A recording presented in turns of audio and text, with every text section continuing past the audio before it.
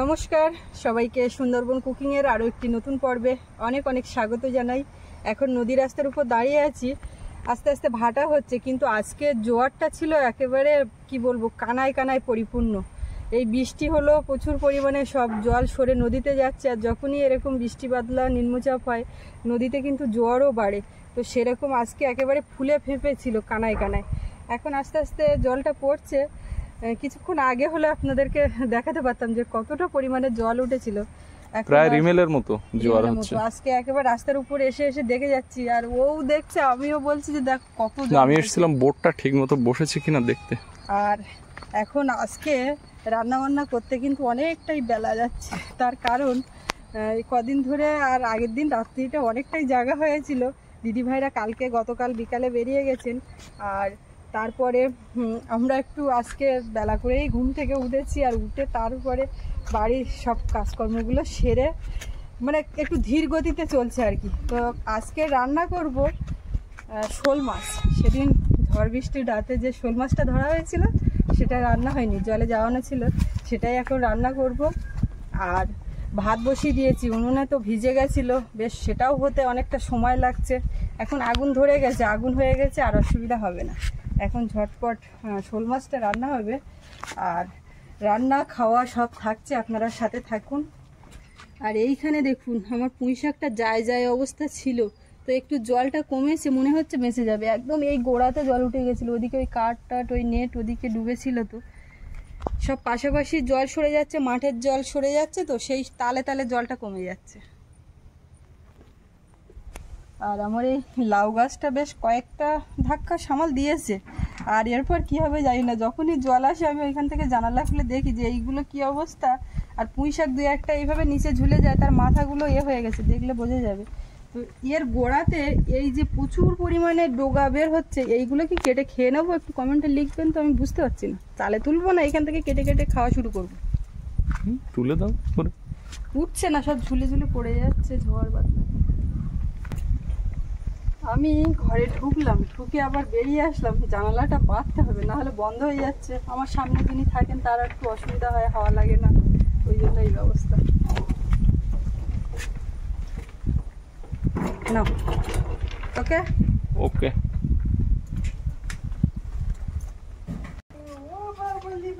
আমার সোনা পাখি এসে গেছে, কষ্ট হয়নি তো?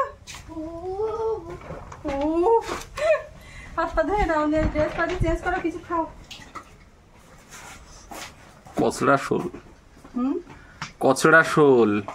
শোলটা ধরলে তার একটু বড় হতো। ঠিক বলেছো, একেবারে তিনজনের মাপের ধরেছো একদম। বেশি হলে খাবে কে? বেশি হলে খাবে কে? চিন্তা আছে বাবু, ওই জন্য বড়টা ছেড়ে দিয়েছে নাকি? শোল মাছ ধরে ওরে বাবা চিৎকার। এই যা তেজ দিচ্ছিল, দেবে তো ওর জায়গায়, ও তেজ দেবে না। আর ওই যে দিদি এসেছিল, দিদি বলছে আমি দেখেছি, আমি ধরতে পারবো না যখন বেকার যখন ঢালাই রাস্তার উপর দিয়ে মাল চলে যাচ্ছে দেখি, কত চলে গেছে। যা দুই একটা ওই যে বাচ্চা চড়া তো বড় বড় চড়লো, সে থাকে এরকম বৃষ্টিতে। এখন আলু পেঁয়াজ রসুন আদা এগুলো কেটে নিচ্ছি, একটু মাংস রান্না হবে। আগের দিন রাত্রিবেলাতে যে দিদিভাইরা আসলো, আর তখন তো আর কাটা মাংস হচ্ছিল না, রাত্রিবেলায় গোটাই একটা মুরগি নিতে হয়েছিল। এবার সেদিন সোমবার ছিল, আমরা তো খাইনি, আমি তো খাইনি, সৌরভও খায়নি, সৌরভ ঘুমিয়ে গেছিল। এবার ওই জন্য মাংস একটু ওই যে ছাল টালগুলো ওনারা খাবেন কি না খাবেন এই ভেবে, বেশি হয়ে যাবে এমনিতেই, মুরগিটা বড় ছিল তো ওই জন্য রেখে দিয়েছিলাম। সেটা এখন বের করেছি, একটু আলু দিয়ে আর হালকা করে ঝোল হবে। আর এই শোল মাছটা আমি ভাবছি পেঁপে দিয়ে রান্না করবো, কি হবে? যেটা খুশি তুমি করবে। শোল কচটা ওই পেঁপে দিয়েই হালকা ঝোল হবে। আলু কিন্তু ছোট। মাংসটাকে নর্মাল টেম্পারেচারে রাখা, এদিকে পেঁপে তো পেকে উঠেছে মনে হচ্ছে।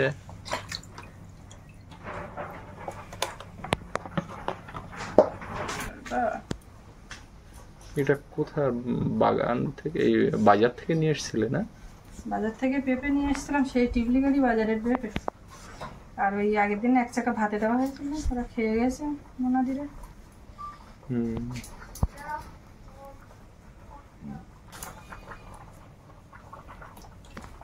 বাড়ির গাছের পেঁপেগুলো ওইগুলো একটু বড় হয়েছে, একসঙ্গে আবার অনেকগুলো হবে কেন। এসো না, এদিকে একটু এসো, আলুগুলো ভাজবে, মাংসের আলু, মাংসটা রান্না করো। এদিকে আলু কাটা হয়ে গেছে, উনুন ফাঁকা যাবে, আলু ভাজতে লাগলে আমি ঝপ করে মাছটা কেটে নিতাম। বাবু এসে বসে গেছে তোমার জায়গায়। বাবুর এখন আলু ভাজতে বলেছে না, তাই জন্য ডিউটিটা পালন করতে এসছে। বাবু চুলটা কাটা হচ্ছে না আজকে আমি কাটবো বলে, তো ওর স্কুলে দেরি হয়ে যাবে বলে আমি আর কাটিনি। ছেলেটা দেখতে দেখতে আমার বড় হয়ে গেল। তো বড় হবে না তো কতদিন ছোট থাকবে? ছোট থাকবে না? দাও কড়াই দাও, খুন্তি দাও, তেল দাও, দিয়ে এদিকে সরে আসো তুমি। ছেলে আমাদের ভিডিও চলে বলে এখান থেকে 3 বছর আগের ভিডিও যখন ভেসে ওঠে ফোনে, তখন দেখলে মনে হয় যে ছেলেটা কত ছোট ছিল, কিন্তু নর্মালি যখন বড় হয়ে যায় মনে মনে থাকে যে এরকম ছিল, এই ছিল, ওই ছিল, কিন্তু ভিডিও হয় বলে সামনে দেখার অপশন। সৌরভ বেশি কথা বললে 3 বছর আগের ভিডিও দেখিয়ে দেবো কিরকম ছিলে। ছেলে মেয়ে বড় হয়ে দেখবে যে বাবা এরকম ছিল, দেখার অপশন আছে। না বাবা এদিকে আসো, পারবা তো নাকি? আচ্ছা মাছটা কাটি চাপ করে। শোল মাছটা বাবু দেখো ইউ হয়ে আছে, না ইউ। বাবু আলু ভাজবে? হ্যাঁ। ও তুমি ভাজবে আলু? বাবু রান্নার প্রতি খুব ন্যাক। হ্যাঁ, আগের দিন কার সঙ্গে ভালো একটা গল্প করছে, ওই ভিডিওটা দেখেছো? ওইটা ওই যেদিন রিমেল ঝড়ের সময় আমি সয়াবিনের তরকারি রান্না করেছি, মনে আছে? না কার সঙ্গে রিমেল ঝড়ের সময় সেই সয়াবিনের তরকারি একটা ঘুঁটেছিল না, রান্না করেছিল। না না ওখানে ও সব মশলা করেছিল। দিয়েছিল, মশলা দিয়েছিল। তেল এখনো গরম হয়নি, আমি শুধু দিয়ে রেখেছি। বিরাট খুশি মনে আলু বসা পিড়ে নিয়ে নিল। আমি এখন শোনা, আলু কিভাবে দেবে? একটা সাইড ধরে তুমি যে একেবারে সব করে দিয়ে দেবে। আমি উঠছি বাহ, একটু লবণ হলুদ দেবো, দারুণ তো। লবণ ওই গ্যাসের ধারে। এই কোথায় চলে যাচ্ছে? ছাই তো সব ভিজে গেছে, কিভাবে কাটবো? স্লিপ খাবে যা। এই এখনো এত তেজ দেখাচ্ছে? ওই এই ঝুড়িতে গুঁতো খেয়ে খেয়ে মুখের অবস্থাটা। বলো রাত্রে ওই তেজ দেখিয়েছে, এখন এই তেজ দেখাচ্ছে, তাহলে রাত্রে কিরকম দেখিয়েছিল বর্ষা মাসে? তখন ওই মুষলধারে বর্ষার মধ্যে। দাও দাও দাও। আর না, এখন একটু হলুদ দাও। শোনা, তোমার বাবার তো শেখাতে পারলাম না, তাও অন্তত তুমি একটু শেখো। আমি কোনো সময় ওয়ার্ক গেলে অন্তত যেন বাপ বেটা তোমরা দুজনে করে খেতে পারো। আর না আর না, ঠিক দিয়ে তার না না আর না।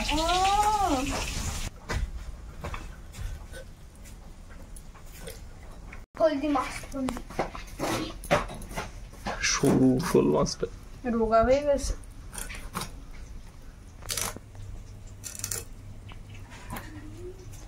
পাচ্ছে হলো। আমি চাইলে আরো পারতাম, কিন্তু দরকার নেই। মারলাম। একটু লবণ আর হলুদ মাখিয়ে নিচ্ছি। এদিকে আলুটা ভাজা হয়ে গেছে, সৌরভ আলুটা ভেজেছে, আর সৌরভের বাবা আলুটা তুলেছে কড়াইয়ের থেকে। আমি তখন মাছ ধুচ্ছিলাম। সৌরভের মা রান্না করবে, সবাই খাবে।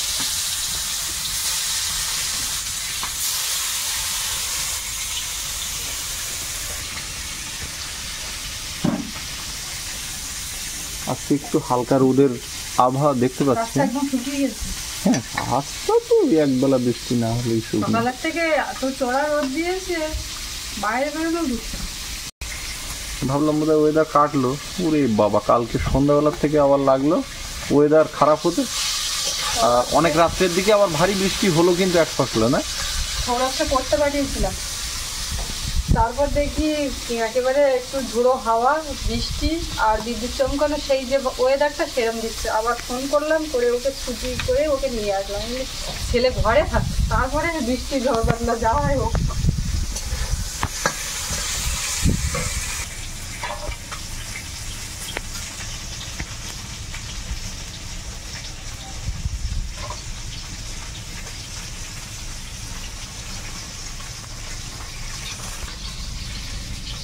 কাঁচা লঙ্কা, পেঁয়াজ, রসুন, আদা এগুলো কেটে নিচ্ছি। আজকে পেঁপের তরকারি জিরে বাটা দিয়ে হালকা করে হবে। আর পেঁপের তরকারি তো লাগবে মিষ্টি। না না, অসুবিধা হবে না। পাকা পাকা হয়ে গেছে। ওই যে আগের দিন পেঁপের গোলা খেয়েছিল, একটু মিষ্টি হয়েছিল। আগের দিন না, দুদিন থেকে গেছে না, পেঁপেটা লালি লালি হয়ে গেছে। সামনের মাঠটা একদম সবুজ হয়ে গেছে। এই ধানগুলো আগে রোয়া, আর এই ধানগুলো দুদিন আগে রোয়া। এই যে রাত্রে ভারী বর্ষা হলো তার আগে রোয়া, তো এই জন্য এই মাঠটা একটু সাদাটে মতো দেখাচ্ছে।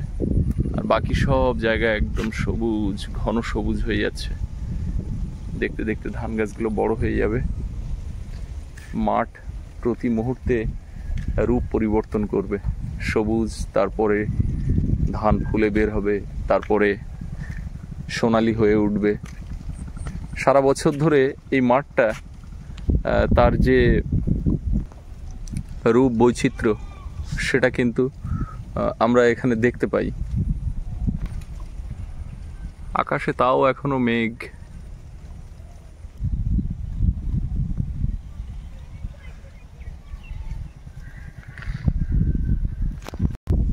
উনুনে সাইলেন্সার দিয়ে ধোঁয়া বেরোচ্ছে দেখুন। এই সুস্মিতা, উনুন জ্বলছে? তোমার সাইলেন্সার দিয়ে তো ধোঁয়া বেরোচ্ছে, সেই কারখানার চুল্লির মতো। সুস্মিতা খুব কষ্ট পেয়েছে। এই যে ঝুড়িতে ধনে পাতা ছিল ভর্তি, ঝুড়িতে ওটাতে ও ইউরিয়া একটু ভুলবশত দিয়ে পুরো গাছ মিশে গেছে। ও আর ভয়ে কোথাও ইউরিয়া দেওয়ার কথা বলছে না। এই মাংসটা রয়েছে, ও পাতলা ঝোল, পাতলা ঝোল হবে। এত ঝোল খাবে কে? আমার বোন মোনা তো নেই। মোনা নেই, মোনা দাদা খাবে, সেও তো কম যায়। হ্যাঁ একদম। ও এসে বলবে দাদা তুমি আর আমি ঝোল খাবো। সুমনদা শুধু বলবে কি ও পাশে নদী আছে, পাশে পুকুর আছে, পাইপ লাগিয়ে দাও এই দুটোকে। আজকে কি বাটা বাটিতে যাবে না? যাবো, একটু জিরে বাটার ঝোল বললাম না, সেটা তাতেই চাটনি। আর মাংসের জন্য ওগুলো বাটবে না? ওগুলো মিক্সারে দেবো, আসছে সব আসছে না। মাছ ভাজা হয়ে গেছে, কড়াইতে একটু তেল দিয়েছি, এর মধ্যে একটু গোটা জিরে দেবো, কয়েকটা কাঁচা লঙ্কা আর একটু আদা গ্রেট, পেঁপে আর আলু,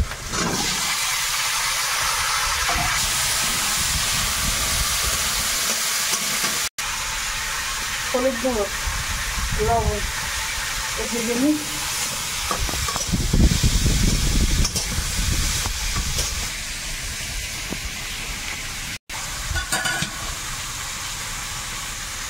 রসুন ছাড়িয়ে উঠতে পারলাম না মাংসের রসুন।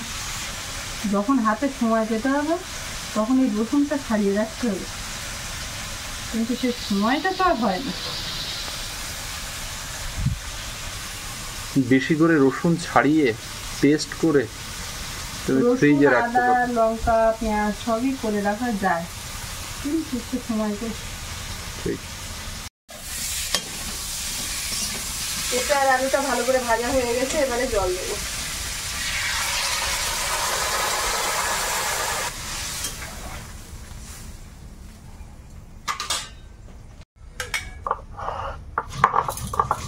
জিরে এবার বেটে নিই। কিছুক্ষণ ঢাকা দিয়ে রেখেছিলাম, ঢাকাটা খুলে এখন দেখি সব সেদ্ধ হয়ে গেছে। এবারে মাছ দেবো।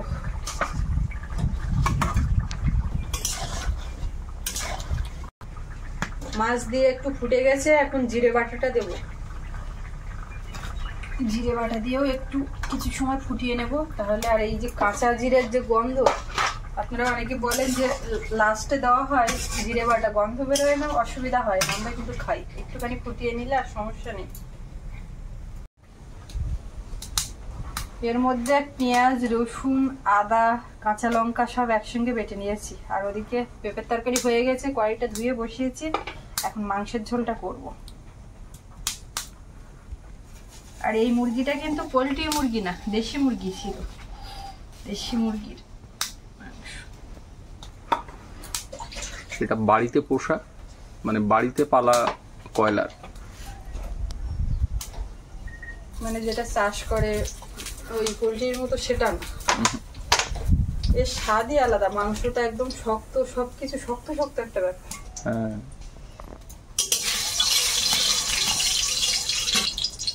তেলের মধ্যে প্রথমে একটু লবণ দিলাম।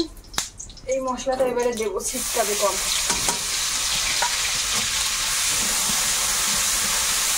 দেখলে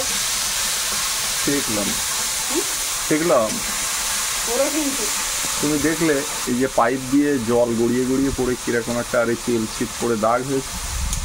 এইখানটা তো না না, পাইপের গায়ে, পাইপের গোড়া এখানে। হ্যাঁ, ওটা আমি একটু মাটি দিয়ে লেপে দিলে আবার সাদা হয়ে যাবে। এবারে আরো একটু লবণ দেব, হলুদ গুঁড়ো, লঙ্কা গুঁড়ো, সব মশলাগুলো দিয়ে দিই। কাঁচা লঙ্কা দিয়েছি, জিরে গুঁড়ো আর একটু ধনে গুঁড়ো দেবো।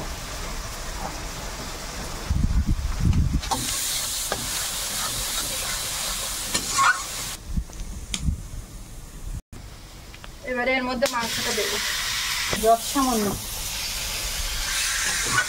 সেইটাই হয়ে বেশি হয়ে যাবে। পাতলা ঝোল করো, ঝোল হলে বেশি হয়ে যাবে, তাই ঝোল হলে বেশি হয়ে যাবে। ধুয়ে সামান্য একটু জল দিলাম। এবার একটু ঢাকা দেবো।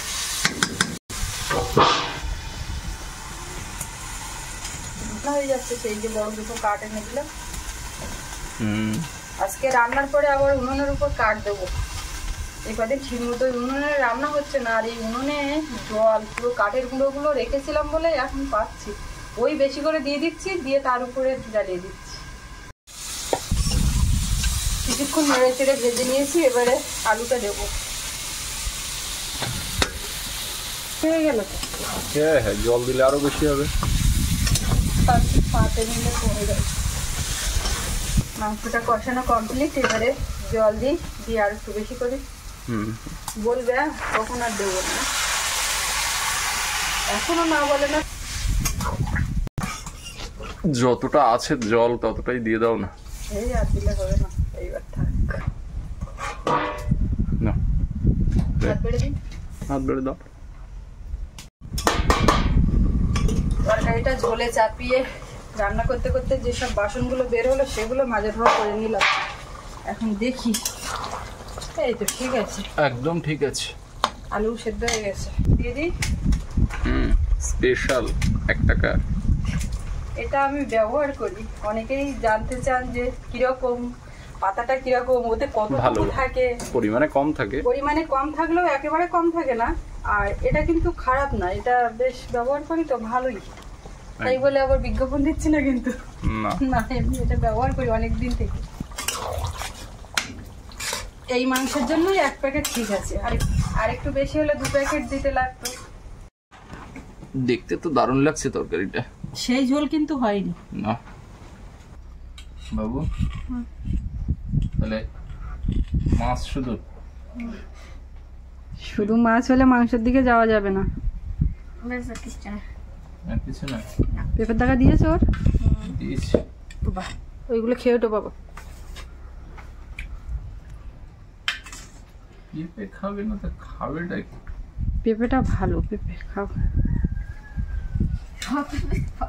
হ্যাঁ, সব পেঁপে তো ভালো হবে। সব পেঁপেই ভালো নাকি? হ্যাঁ হ্যাঁ, বাবা আমি তো এতক্ষণ লক্ষ্য করিনি, দুজনেরই তো প্রায় সেম সেম কালার, একটু 19-20, কিন্তু ক্যামেরাতে লাগছে কি। দুজন খেতে বসলাম। শোনা, তুমি তো পিসিমণির দেওয়া গেঞ্জিগুলো তো প্রত্যেকদিন একটা করে পরছো, যতক্ষণ এই নতুনগুলো আছে সামনে ও সেইগুলো সব পুরনো করে ফেলবে। আর এমনি পড়াও উচিত, কিছু তুলে রাখলে এগুলো তো ও যা বড় হয়ে যাচ্ছে, ও গেঞ্জি ছোট হয়ে যাবে, জামা প্যান্ট যা যে যেখানে থাকবে সব ছোট হয়ে পড়ে থাকবে। পেঁপের ঝোলটা দারুণ হয়েছে। মাছটা কেমন তাই বলো, বর্ষার উজানো মাছ। ভালো একটু মাছ মাছ একা আমাদের হাতে এসছে। একা একা তোমাদের হাতে আসছে, তুমি তখন তো পুরো ঘুম। আমি জেগেছিলাম তার কিছু পরে জেগে উঠেছিলাম। বাবু তো বলতেই পারে না ওনারা কখন না, এসছে। মাঝখানে একবার জেগেছিল, তখন আমি বললাম। মা যখন আমার পাশে গিয়েছে তারপরে ওই দিদি আমরা বারান্দায় গল্প করছিলাম, ও দিব্যি ঘুম, কিচ্ছুই জানে না। লাস্টে দুটো বজ্রপাত জানি আর কিচ্ছু আমি জানি, তারপর শুধু ঘুম। আর পেঁপে কেমন লেগেছে শোনা তোমার? ভালো। আর 2 পিস পেঁপে দাও ওকে। ওরম করতে নেই বাবা, আমি না পেঁপে খাও, শুধু খাবে, কিচ্ছু দিতে হবে না, ভাত দিয়ে না। শুধু খাও। না ভাজে আলু ভাত উঠে দিয়ে গেল, খাবে, ভাত পেঁপে দিয়ে। ওঠেনি। ওটাই ঠিক আছে।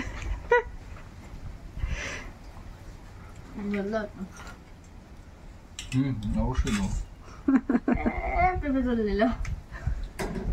ব্যাস আর কি লঙ্কাটা দিতে গিয়ে দিলে না, ও তুমি না ওটা।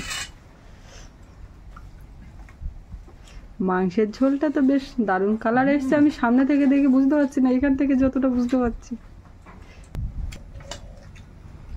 মাছ নাও, আর একটা নাও। শোল মাছ খায়, কিন্তু শোল মাছের লেজা খায় না আর মাথা খায় না। এবার ছোট শোল মাছ হলে আমি যদি ওই লেজার ওপর থেকে দাগা বের করে দিই, তাহলে ভাববে যে ওটা দাগা, কিন্তু লেজা তো না।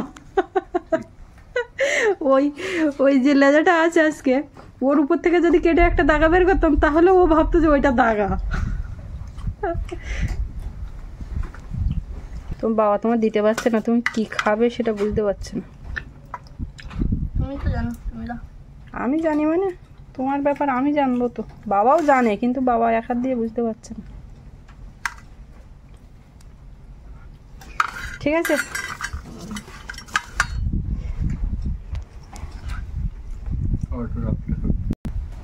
কি হচ্ছে বাবু?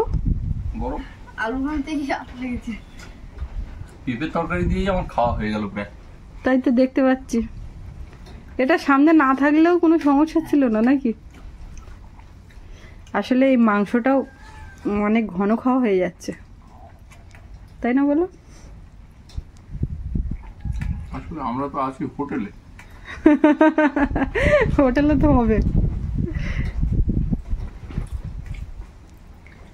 বাড়ি থাকলে কম খাওয়া হবে।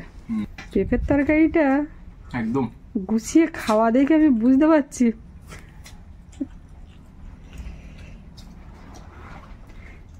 পেঁপেটারও কিন্তু এখন বাজারে ভালো দাম। পেঁপের তরকারি দারুণ হয়েছে, খিদেও মোটামুটি মেরে নিয়েছি পেঁপে দিয়ে। এবারে একটু মাংসের তরকারি কি নেবো তো বুঝতে পারছি না। আসলে ছেলেরা ছেলের বাবার নেওয়ার মতো মাংস এতে খুবই কম। তা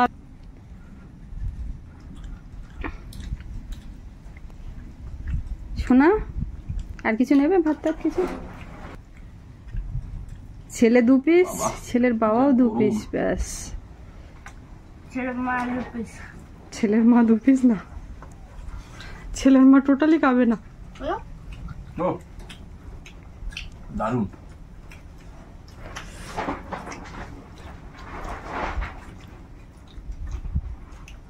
আলু টালু নিয়ে এসো। দারুণ লেগেছে না?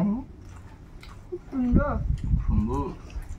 এই সৌরভের ভাবি মাঝে মধ্যে যে একদিন ঠিক সেদ্ধ টেদ্ধ করে মাংসের তরকারিটা দেবো, দেখি কিরকম লাগে।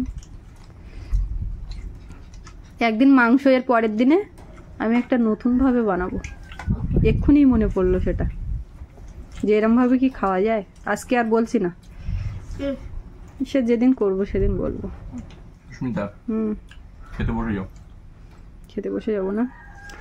তোমাদের খাওয়া দেখছি বসে আমরা বসে। খাওয়া শেষ না করলে, মানে ভিডিও শেষ না করলে সুস্মিতা খেতে বসতে পারছি না। তো আজকে তো 2 রকম তরকারি, বেশ গুছিয়ে খাওয়া দাওয়া হচ্ছে। পেঁপের তরকারিটা সব থেকে ভালো খেলাম, আর দেশি মুরগির ঝোল এটা আলাদা করে বলার কিছু নেই। যাই হোক, আজকে পর্বটা এখানে শেষ করি। সকলে ভালো থাকবেন, দেখা হচ্ছে আগামীকাল। আর এতক্ষণ সাথে থাকার জন্য সকলকে অনেক অনেক ধন্যবাদ।